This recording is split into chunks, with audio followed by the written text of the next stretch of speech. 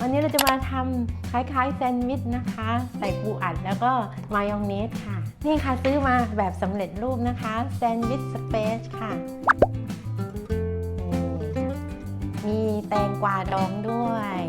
แล้วเดี๋ยวเราจะใส่พวกนี้ลงไปมีหอมใหญ่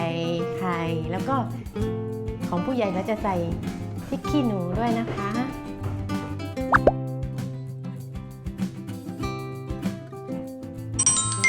หอมใหญ่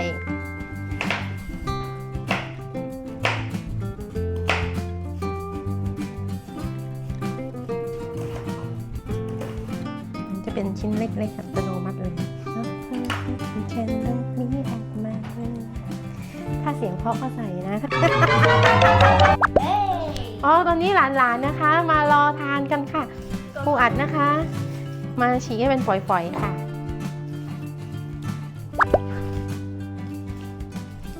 นี่ค่ะตักออกมาผสมกับปูอัดนะคะ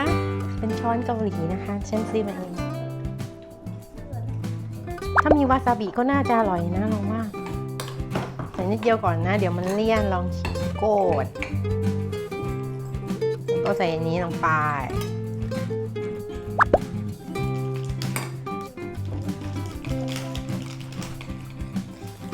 โอเครอชิมดูหน่อยนะหวานอร่อยสำหรับผู้ใหญ่นะคะเดี๋ยวใส่พริกขี้หนูลงไปด้วยได้แซ่บๆซอยพริกขี้หนูใส่เพิ่มนะสำหรับผู้ใหญ่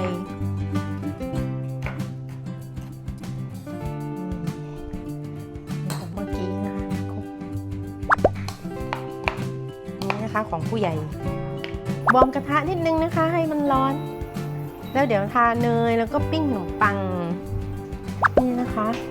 ดูในคลิปเกาหลีนะเขาจะวนแบบนี้เลยมันก็เลิศมือเหมือนกันตอนนี้ล้างมือสะอาดแล้วนะคะหอมมากค่ะร้อนด้วยขนมปังเสร็จแล้วพักไว้ก่อนแป๊บนึงนะคะเดี๋ยวเราไปทำไข่ดาว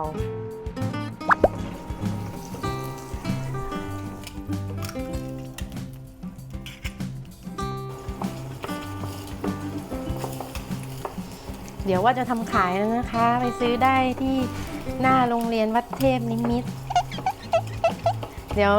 ถ้าใครจะซื้อคอมเมนต์มานะคะจะได้รู้ว่ามีคนต้องการเท่าไหร่จะเปิดร้านได้หรือไม่ว้าว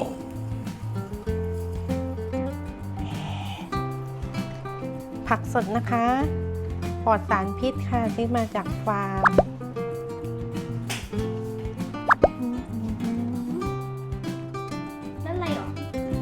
ซอสมะเขือเทศอันนี้นะ